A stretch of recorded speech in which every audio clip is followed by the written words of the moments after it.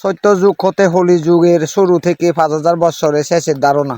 আমাদের পৃথিবীর বয়স ৭.৫৪ মিলিয়ন বৎসর। এই পৃথিবীতে মানুষের জন্ম ৩০ লক্ষ বৎসর আগে।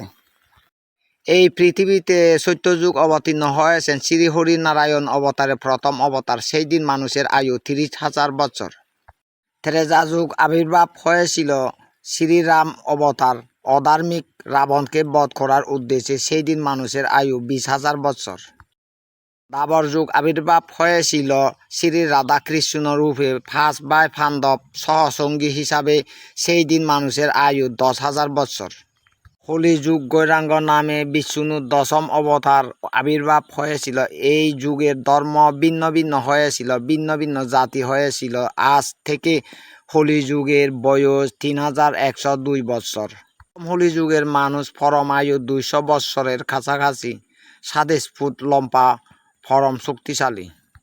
দ্বিতীয় হোলি যুগের মানুষের পরম আয়ু ১৭০ বৎসর, ১৮ ফুট লম্বা অর্থাৎ ১২ হাত লম্বা, পরম শক্তিশালী।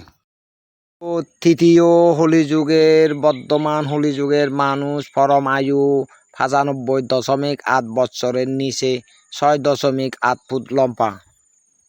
তাহলে চতুর্থ হোলি যুগের শেষের ৫,০০০ বৎসরের আগে বা শেষের মানুষ পরম আয়ু কতটুকু হতে পারে আর কতটুকু লম্বা হতে পারে ধারণা করে দেখো। ৫,০০০ বৎসর শেষে বাঘি ২,৯৭৪ বৎসর।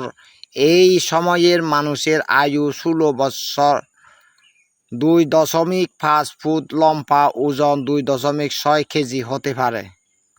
তাহলে মানুষ কি করে বেঁচে থাকবে?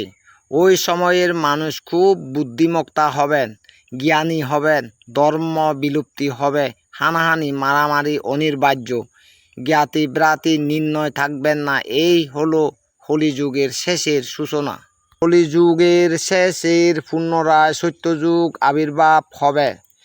আদি অন্ত শিব কিছু সময়ের জন্য এর শাসন ভারপ্রাপ্ত গ্রহণ করবেন। আপনাদের সবাইকে বোঝাতে পারলাম কিনা জানি না। যদি ভালো লেগে থাকে লাইক, শেয়ার, কমেন্ট করে আবার ভিডিও বানানোর জন্য উৎসাহিত করুন। ধন্যবাদ সবাইকে।